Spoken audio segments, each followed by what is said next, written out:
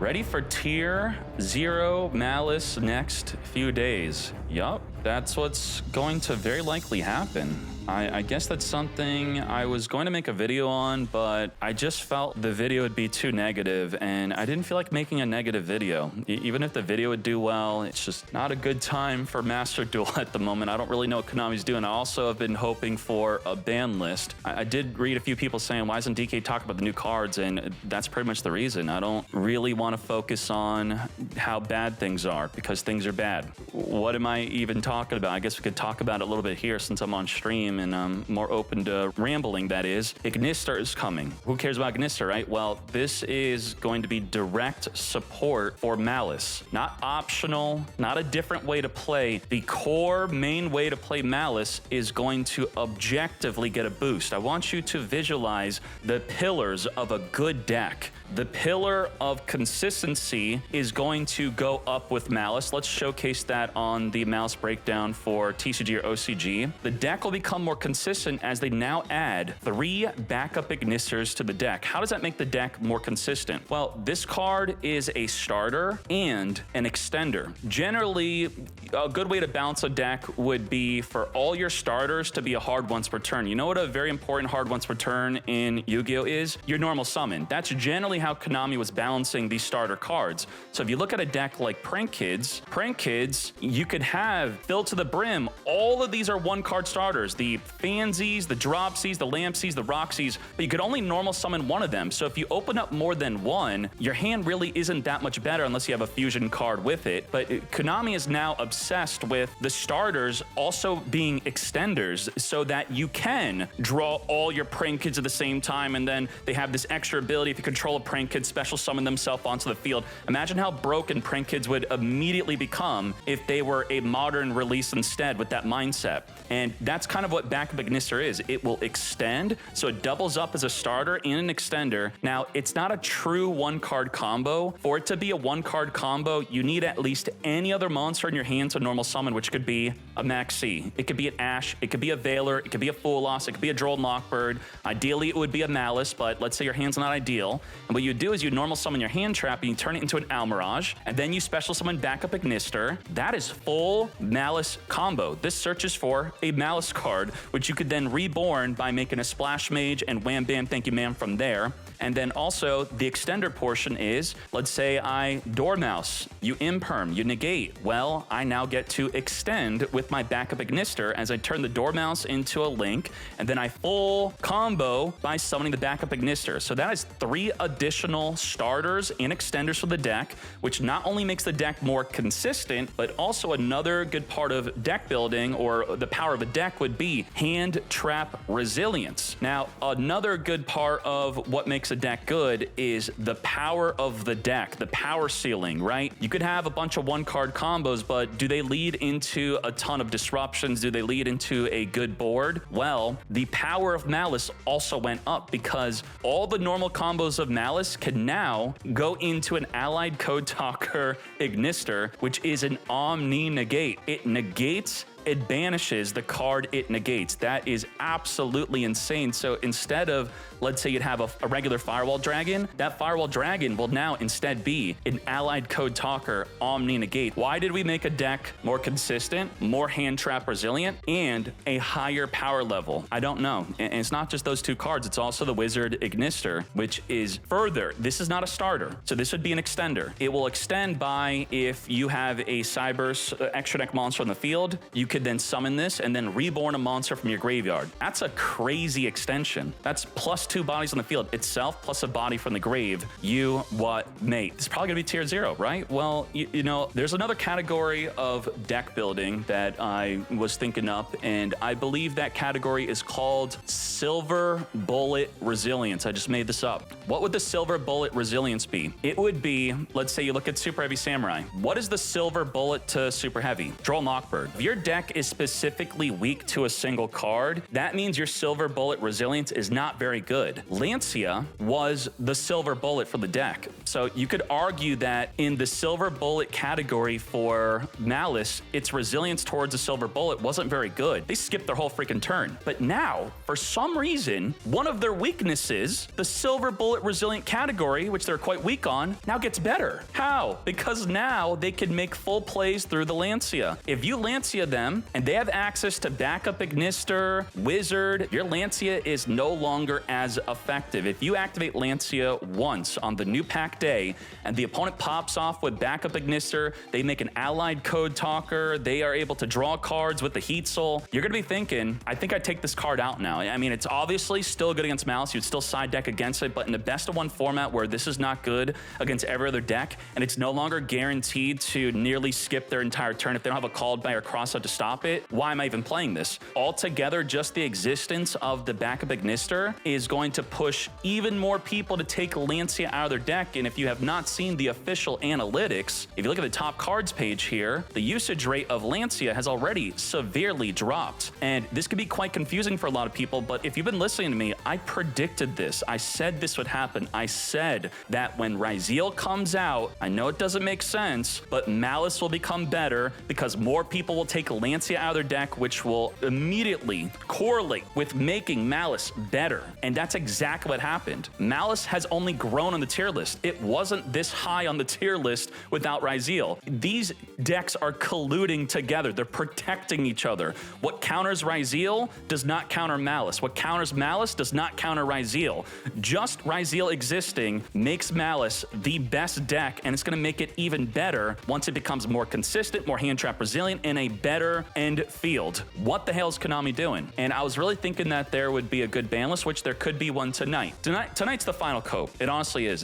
There can't really be a ban list tomorrow, right? It's got to be tonight. If there's a ban list, it'll be tonight. But history has shown that there's a rule, an unwritten rule, and that is that Dormouse cannot get hit by the ban list. Not by this ban list, because no ban list has ever hit a card that was actively available in the selection pack shop, which this will expire on Wednesday, which means this ban list we get, it's too early to hit Dormouse. We have to wait for the next one. And if we can't hit any of the mouse cards, the best the ban list could do. If I want to be as brutal as I can with this ban list, while we can't touch the mouse cards, we have to ban Sark, ban Decoder, ban Apollo USA. That's probably the ceiling of what it could do. And even with those 3 bans, with obtaining the Ignister cards, what are we losing? Gold Sark is an extender and a starter. So we would lose 2 extender and starters, but then we'd gain 3 with 3 backup Ignister. So they're still +1 a starter, and losing Apollo is big though. But then they do gain the allied Code Talker Ignister, as a consolation for losing the Apollo. But I do think it would make the deck a lot more balanced. I guess that is my talk on Maliss. And if I want to say something real quick about the other part, right? What about Ryzeal? Is the same situation happening with that? No. What's happening with Ryzeal is they're gaining a different way to play, a worse way to play, but it's an alternative way to play where a lot of people sick of playing pure Ryzeal, they're going to switch to the alternative method to shake things up and still be a super top tier deck. And that alternative way to play is essentially a first turn kill. Now Ryzeal is going to be first turn killing you as they rip 3 to 5 cards out of your hand. Ouroboros 2013. This is a 12-year-old card, 13-year-old card if you count the OCG. So a 13-year-old card is going to come back into the meta in Ryzeal as an alternative way, not the best way. Now, this, I don't want to doom and gloom this way to play the deck because it also is reliant on Eclipse Twins coming, which is an issue on its own if this were to also come out with the pack, which this will boost the pure way to play Ryzeal, which it would make the deck more hand trap resilient. It would be gaining in that category if this were to come out. If this does not come out, the hand rip method is not going to be as good. I feel like this is also coming. I got a feeling that Ryzeal and Maliss, the best way to play them, Ryzeal is going to get a little boost. Maliss is going to get, woo, super boost. And then the alternative way to play Ryzeal is just gonna first turn kill you, and you're gonna get pissed, you're gonna uninstall, I don't know what you're gonna do. And that's what's coming out in the next pack. I don't know what the ban list could be tonight, if there even is one, but Konami's gotta do something. This is bad. And I do wanna provide some guidance for Konami. I very much dislike people that complain without solutions. And I feel like when it comes to the discussion of balance with Yu-Gi-Oh, the topic is too abstract. It's way too broad on, I just think it, I feel it's unbalanced. Okay, forget your feeling. What do you want us to do? I'm Konami. Just tell me what you want, and I'll try to give Konami guidance on this. And my guidance would be, if I were to queue up 10 times on the ranked ladder, competitively, you know, not at gold or platinum, I think maybe within master rank early in the season, master rank, the closer someone is to facing 10 different decks in 10 duels, the closer we are to that, the better the game is. I think that's it. If we could try to reach that metric, have we ever been at that point? Probably not. Maybe the best we've been is maybe 8 different decks. That's pretty good, right? 8 decks in 10 duels.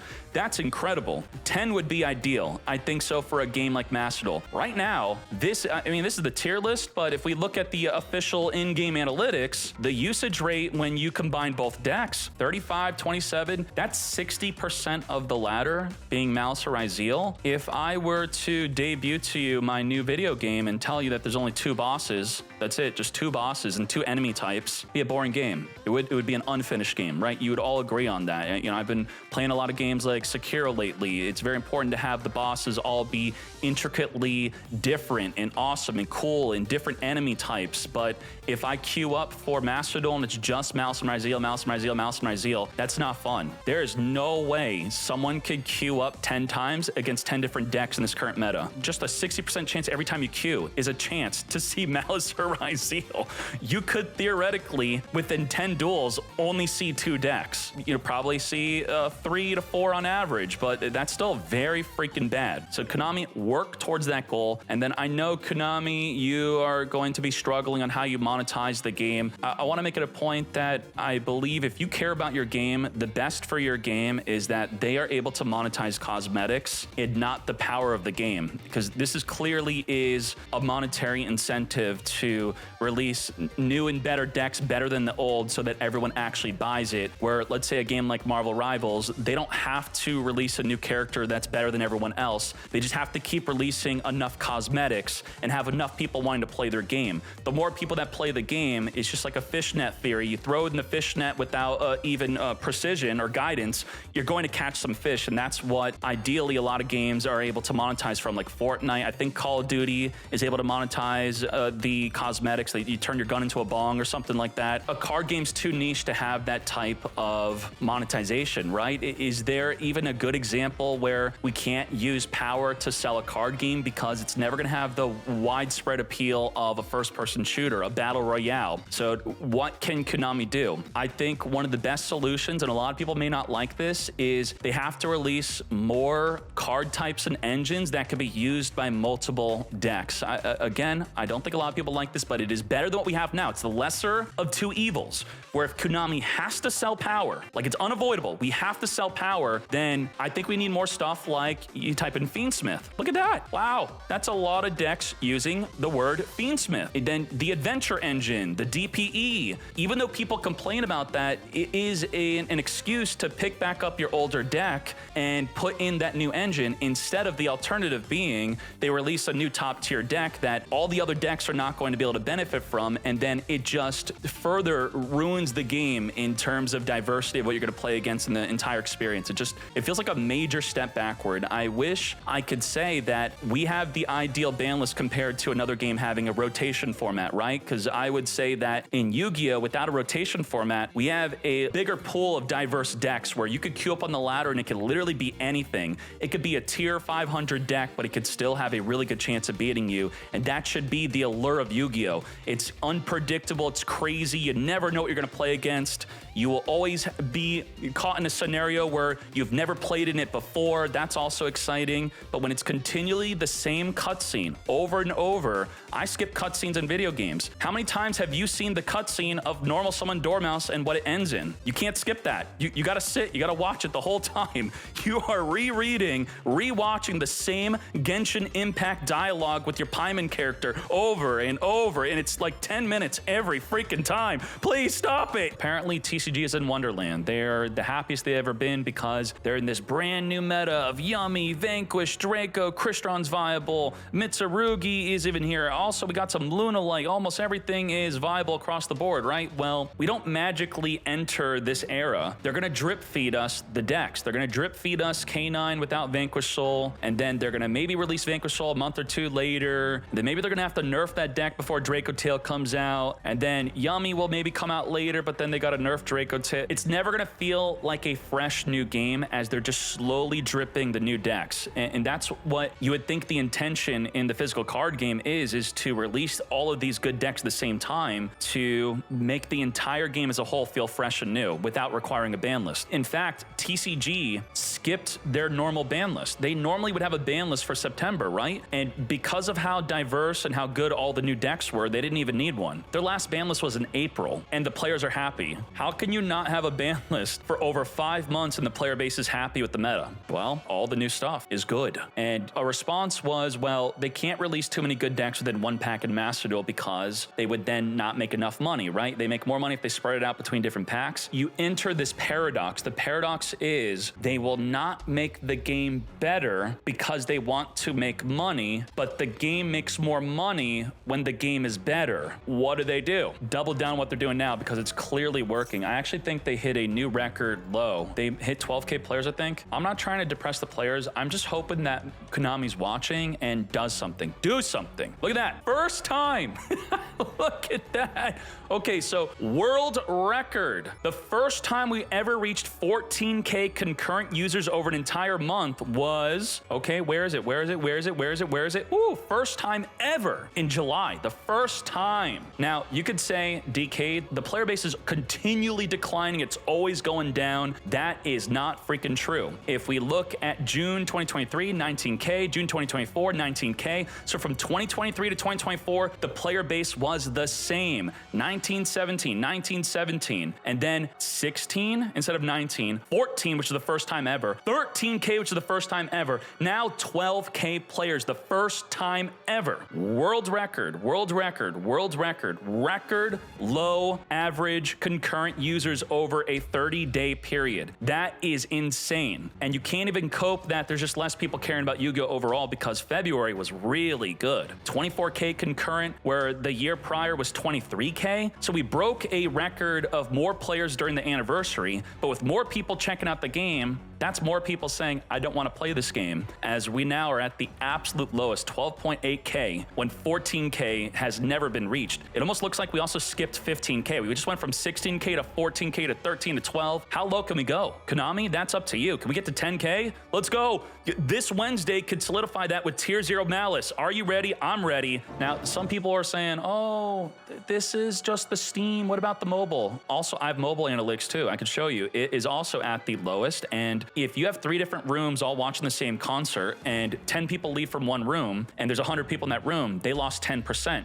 You could theorize that the other 2 rooms that you don't see probably also lost 10% of their players, which would be, let's say, mobile room, Nintendo Switch. Is that even a real thing? Are people playing on Nintendo Switch? The Nintendo Switch room? This, of course, is not indicative of the entire player base, but on average, it is bleeding players. I think every available public metric tied to Master Duel has gone down. Everything. And if you're wondering what's on the screen here, this is the Android analytics for Master Duel. Konami, everything's down. You're down. Make it go up.